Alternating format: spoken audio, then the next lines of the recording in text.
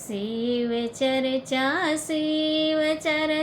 ध्यान धरा हो बहिनी, अरे ध्यान धरा हो भैया।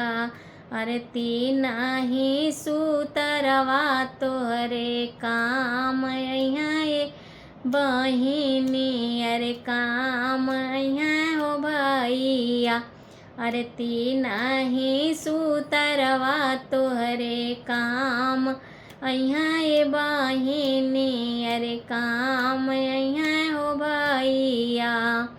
बकसा भरल सड़िया काम नाही आई हैं हो, काम नाही आई हैं।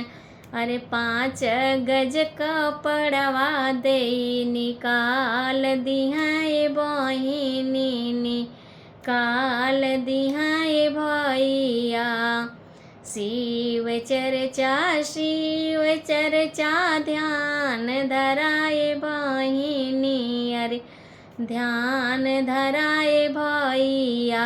अरे तीनही सूतरवा तोहरे काम अइहें भैया, अरे काम अइहें बहिनी।